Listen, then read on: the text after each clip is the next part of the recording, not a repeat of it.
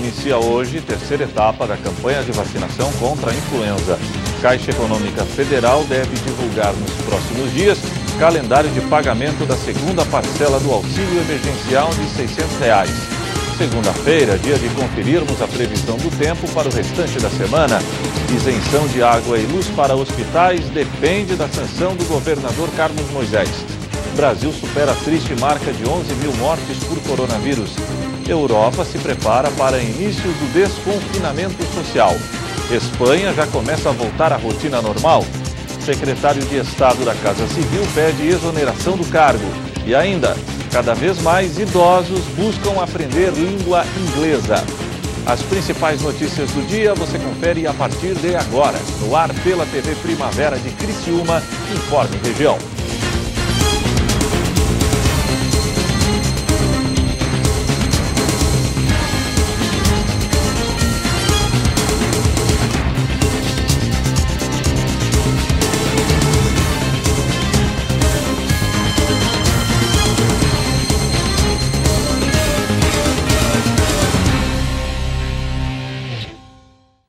Hoje é segunda-feira, dia 11 de maio de 2020. Para você que sintoniza a tela da TV Primavera, uma boa tarde. Inicia hoje a terceira etapa da campanha de vacinação contra a influenza. A jornalista Débora Correia nos traz mais informações. Olá, Éber, eu estou aqui na Vigilância Epidemiológica de Criciúma, tomando os devidos cuidados. Nós vamos conversar com a técnica de enfermagem do setor de imunização da Vigilância Epidemiológica para a gente falar sobre a terceira fase da campanha de imunização contra a gripe, que começa hoje em todo o Brasil. Novos grupos de risco fazem parte dessa terceira fase. É isso, né, Kelly? Agora novas pessoas podem ser vacinadas? Isso mesmo. Então, abriu no dia de hoje a terceira fase da campanha contra a influenza e nesta terceira fase nós vamos contemplar as crianças de 6 meses a menores de 6 anos, as gestantes, as puérperas e pessoas com deficiência. Antes disso, outros grupos já foram imunizados, né? Falando um pouquinho disso, como é que foi a procura até agora? Superou as expectativas se tratando de Criciúma? Isso mesmo, a gente está considerando uma campanha bastante positiva. 2 grupos, o município de Criciúma já atingiu a meta de 100%, que é o idoso e o trabalhador da área da saúde. E os outros grupos que estão sendo contemplados, a gente está considerando bastante positivo, porque a gente tem uma procura bastante grande desses grupos nas nossas unidades de saúde. Agora vale reforçar, né, para quem ainda de repente tem dúvida, a vacina contra a influenza, ela não previne contra o coronavírus, o novo coronavírus, né? Mas é uma forma também de fortalece de alguma forma, Kelly, até o sistema imunológico? Qual é o objetivo do Ministério da Saúde? A gente precisa lembrar que nós ainda temos casos de influenza do tipo B, H1N1, então a gente tem ainda casos dessas patologias circulando. E o objetivo do Ministério é que as pessoas estejam vacinadas até para facilitar o trabalho do profissional médico lá na unidade de saúde ou lá em âmbito hospitalar. Quando uma pessoa chegar na unidade com sintomas gripais e o médico verificar que essa pessoa já está vacinada por H1N1 e para influenza do tipo B, ele já vai descartando certas possibilidades de alguma patologia e o seu raciocínio pode, então, seguir na pandemia tipo do coronavírus. Então, este é o objetivo, facilitar também a atividade do profissional médico lá no hospital. Só que a gente precisa lembrar que o H1N1 ainda circula, a influenza do tipo B ainda circula, e por mais que a vacina não proteja contra o coronavírus, é de suma importância que todos procurem a vacina da gripe deste ano.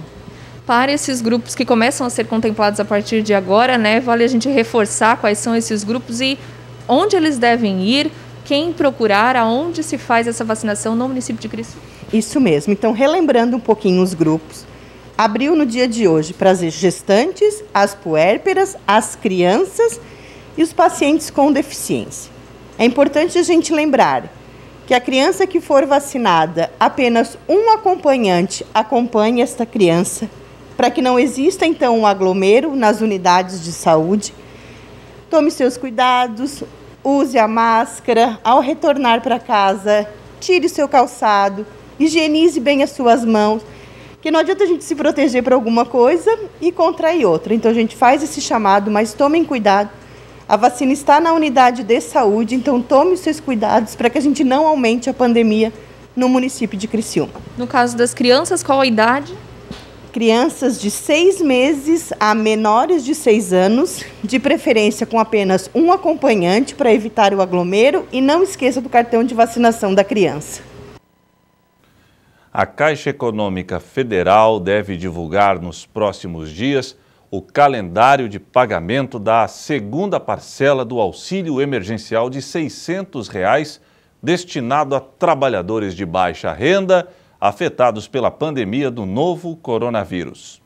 Era grande a expectativa de milhares de brasileiros beneficiados com o pagamento do auxílio emergencial no valor de R$ 600 do governo federal. É que estava previsto para esta sexta-feira a divulgação do calendário da segunda parcela do Corona Voucher. A informação foi dada pelo ministro da Cidadania, Onyx Lorenzoni, durante uma reunião virtual da Comissão Mista de Deputados e Senadores, que trata das ações relacionadas à pandemia do novo coronavírus. Nós estamos próximos de vencer a primeira parcela, devemos provavelmente até amanhã, se tudo correr bem, poder anunciar o cronograma de pagamento da segunda parcela a partir da próxima semana. Nós estamos também desenvolvendo canais aqui para facilitar a vida das pessoas, estamos numa discussão com os Correios para permitir que as pessoas que não têm acesso à tecnologia, que têm dificuldade, que não encontraram alguém que solidariamente lhe ajuda, possam ir até os Correios poder fazer o cadastramento. Nós estamos próximos de anunciar esse acordo operacional com os Correios, vai ser gratuito para as pessoas. O pagamento deve começar na próxima semana, mas, segundo o presidente da Caixa Econômica Federal, Pedro Guimarães, deverá ser feito em datas espaçadas para evitar as grandes filas e aglomerações nas agências do banco. No segundo pagamento, na segunda parcela, poderemos pagar de uma maneira diferente. Estamos discutindo agora com o Ministério da Cidadania, mas uma maneira onde nós já temos a base de dados. Então, poderemos ser muito mais eficientes. E a grande maioria das pessoas terá essa organização com datas espaçadas. Ou seja, não faremos aquela maneira de pagar, por exemplo, janeiro ou fevereiro num dia, numa segunda-feira, março e abril numa terça, maio e junho na quarta, porque o que aconteceu foi que pagar 20 milhões de pessoas que têm um conhecimento muito baixo da questão de tecnologia, acabava gerando uma demanda muito grande. Neste sábado, 680 agências da Caixa Econômica Federal estarão em funcionamento das 8 da manhã ao meio-dia. E durante a semana, as 4.200 agências espalhadas pelo país abrirão 2 horas mais cedo.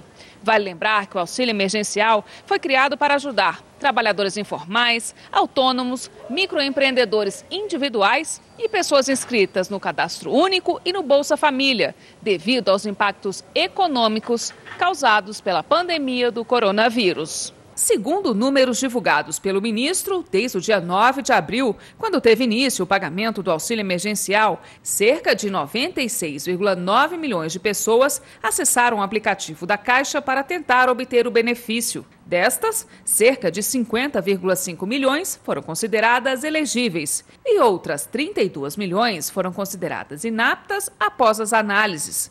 Ao todo, mais de 35 bilhões de reais já foram creditados. A primeira parcela para esses beneficiários começou a ser paga em 14 de abril. O calendário de pagamento foi dividido em 3.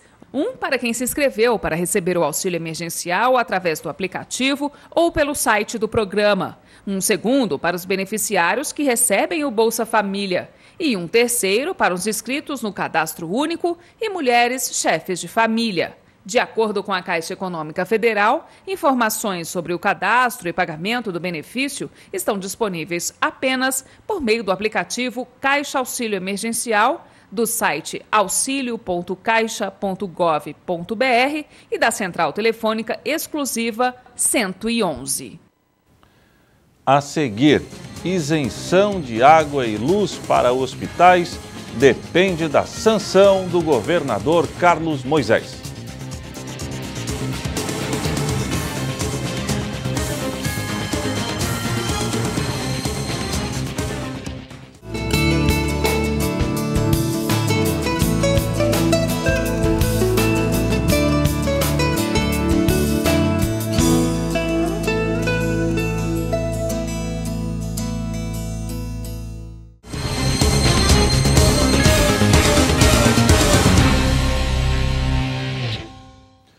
A segunda-feira foi de tempo bom em toda a região sul. A chuva não veio, pelo menos é o que está todo mundo esperando. Confira agora a previsão do tempo para o restante da semana no sul catarinense. Amanhã, terça-feira, o sol predominará em meio às nuvens. Porém, apesar da nebulosidade variável, não há chance de chuva. A temperatura mínima será de 16 graus e a máxima de 28. Na quarta-feira, uma frente fria irá trazer a tão esperada chuva para a região. A temperatura mínima será de 15 graus e a máxima de 24.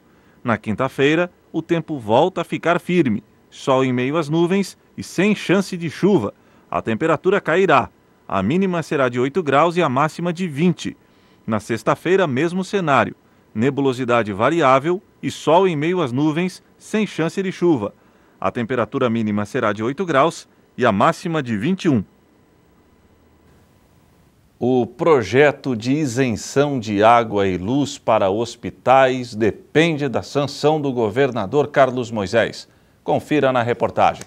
A Assembleia Legislativa aprovou no último dia 29 de abril, em sessão virtual, um projeto de lei que veda a cobrança de tarifas de água e energia elétrica dos hospitais públicos, filantrópicos e clínicas de hemodiálise contratadas pelo Sistema Único de Saúde aqui no estado.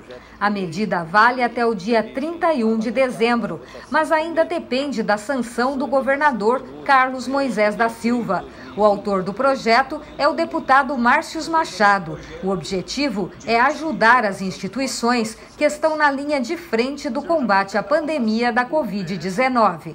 Esse projeto beneficiará 116 hospitais, ainda mais nesse momento que o governo determinou que 50% dos leitos clínicos e cirúrgicos adultos do Cadastro Nacional de Estabelecimentos de Saúde sejam destinados à internação clínica para suspeitos ou confirmados do Covid-19.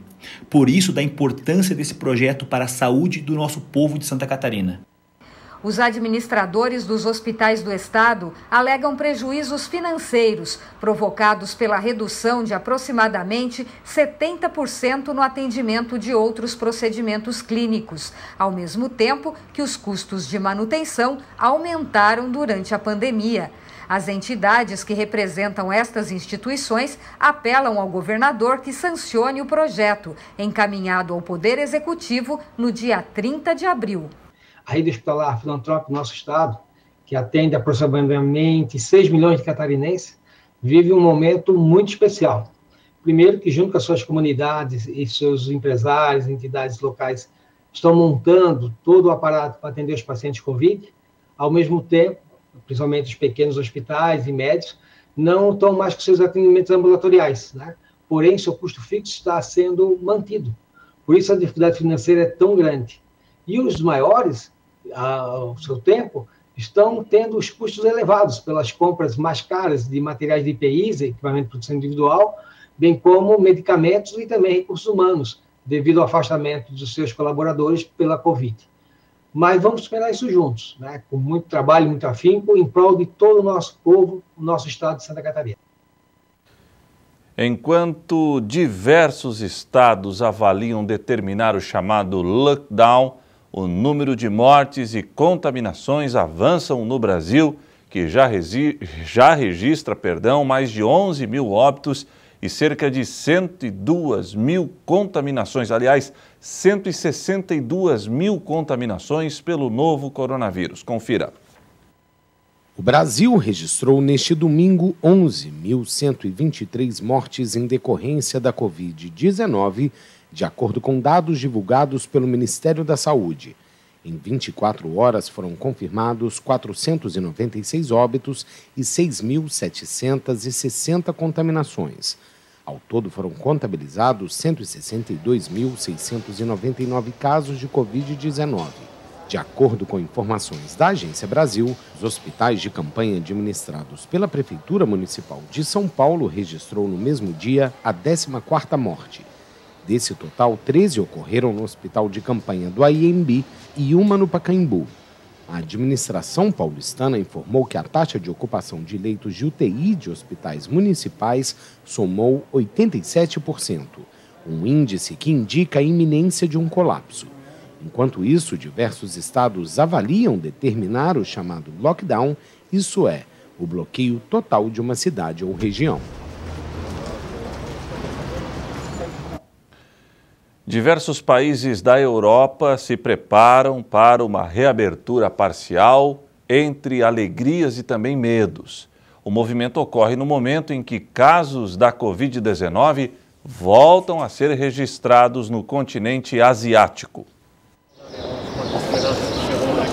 Vários países europeus, como França, Espanha e Reino Unido, viveram neste domingo o último dia de confinamento.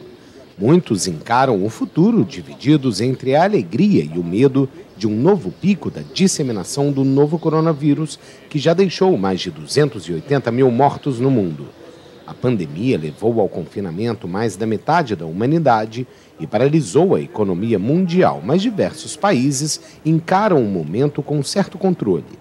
Na segunda-feira, na Espanha, um dos países mais atingidos pela pandemia, com mais de 26.600 mortes, metade dos 47 milhões de habitantes entra na fase 1 do período de desconfinamento. Ficam permitidas a reunião de até 10 pessoas em terraços com capacidade ilimitada. Na França, o desconfinamento vai ser por região, como na Espanha.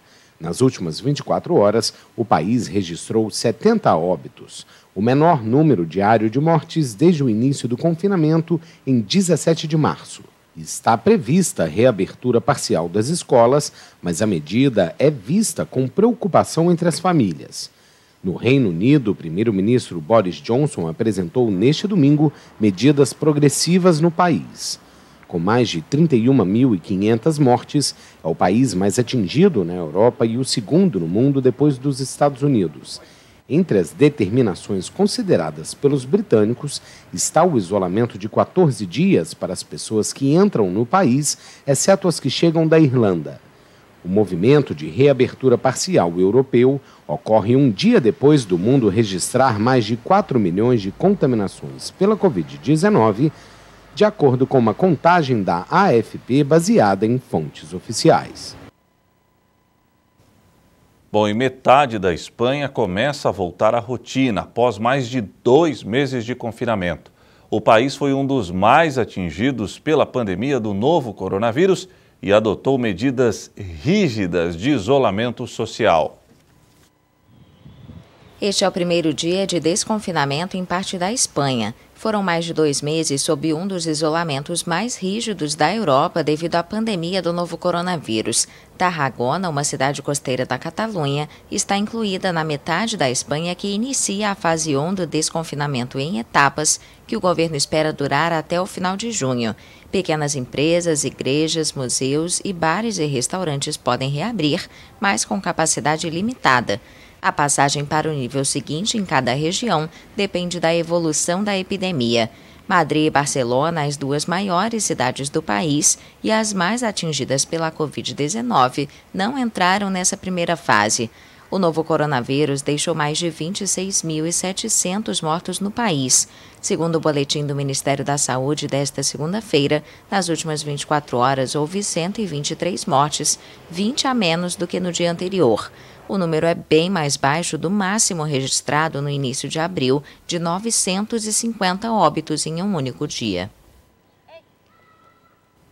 A seguir, cada vez mais idosos buscam aprender a língua inglesa.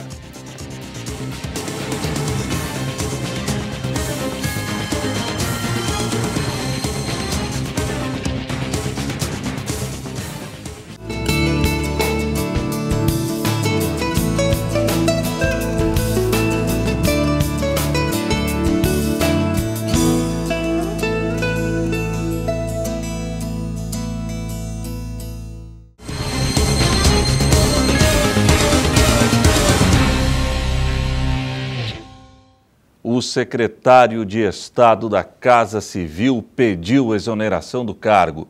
Douglas Borba está sendo investigado na Operação Oxigênio, que apura a compra fraudulenta de respiradores artificiais, que acabou resultando um prejuízo de 33 milhões de reais para Santa Catarina. O secretário da Casa Civil, Douglas Borba, não faz mais parte do governo Carlos Moisés. Ele pediu exoneração do cargo para cuidar de sua defesa no caso envolvendo a compra de 200 respiradores ao custo de R$ 33 milhões, pagos de forma antecipada, sem a exigência de qualquer garantia e cautela quanto à verificação da idoneidade e da capacidade da empresa vendedora. O anúncio da exoneração foi feito na manhã desse domingo, após uma reunião com o governador de Santa Catarina, Carlos Moisés.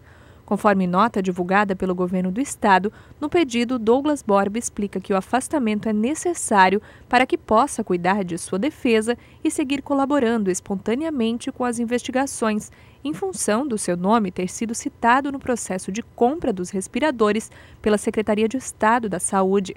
Ainda no domingo, o governo do estado informou que Amândio João da Silva Júnior, ex-secretário adjunto do Desenvolvimento Econômico e Sustentável, será o novo chefe da Casa Civil. Ele assume suas novas funções já nesta segunda-feira e imediatamente passa a compor a equipe de governo que tem trabalhado no enfrentamento ao novo coronavírus. Aprender uma segunda língua é muito importante nos dias atuais. Algumas escolas até já ensinam inglês para crianças desde o jardim de infância. Mas se engana quem pensa que aprender um novo idioma é uma coisa de gente jovem. Norma sempre foi muito ativa, saía de casa cedinho e só voltava à noite. Mas desde que se aposentou, essa rotina mudou e está bem diferente. Os dias se tornaram meio que longos, né? Mas assim, corrido, porque as tarefas domésticas são muitas. E eu, como fiquei muitos anos fora de casa, saía muito cedo, voltava muito à noite, meu filho ficava em escola integral, então eu tinha dinheiro, porque eu trabalhava, eu tinha dinheiro, mas eu não tinha tempo. E depois que eu me aposentei, eu passei a ter muito tempo para ir ao shopping, mas não tinha dinheiro. Então... A Norma faz parte de um grupo que vem crescendo a cada ano no Brasil: os idosos. Segundo o IBGE, a população brasileira tem vivido em média até os 76 anos. Uma projeção do Instituto mostra que em 2025, essa expectativa deve aumentar para 81 anos. E uma questão surge quando encaramos esses dados: como viver bem durante a terceira idade? O envelhecer é difícil. É difícil porque você toma consciência de algumas coisas. A primeira coisa que me ocorreu foi eu passar a não enxergar de perto. Eu percebi que eu passei a ler menos. Por quê? Porque dava trabalho, né? Pegar ficar forçando, né, para ler. A outra preocupação que me veio assim é com a cabeça, com o cérebro mesmo, né? De a gente ouvir a doença do Alzheimer, que é tão falada e que a cada 2 pessoas, uma com certeza vai ter, isso aí me apavora. Eu não gosto nem de brincadeira. E foi na busca por esse bem-estar que a Norma decidiu encarar um desafio antigo: aprender inglês. I didn't. Agora, sim, eu acho que eu vou fazer um outro tipo. Eu acho que eu quero aprender uma outra língua, porque dizem que é bom. What? Uma decisão que chamou a atenção da professora Letícia desde o primeiro contato. To tell. A primeira mensagem que ela me mandou foi: oi, teacher, eu sou a sua mais nova velha aluna. E eu achei super bonitinho essa forma dela se posicionar, essa forma dela bem descontraída entrar em contato. Eu já imaginei que seriam aulas muito legais, né? Yes, perfect. Ao estudar um novo idioma, por exemplo, é possível afastar doenças que afetam a capacidade cerebral, preservando o raciocínio, a memória, a coordenação motora, garantindo a qualidade de vida. E aprender uma língua, você tem que mergulhar num outro universo. Então faz com que você transforme sua vida por completo. Você não fica aquela coisa paradinha. O cafezinho assim, isso aqui assado. Você tem que aprender pelo menos umas 1000 palavras novas. E tem uma coisa fantástica de aprender uma nova língua. Quando nós vamos envelhecendo, nós vamos perdendo um pouco da nossa... do querer aprender coisas novas. A língua, ela movimenta o cérebro de uma forma muito intensa, por causa da questão do comportamento, da questão cultural, da questão até de você ter uma outra escuta.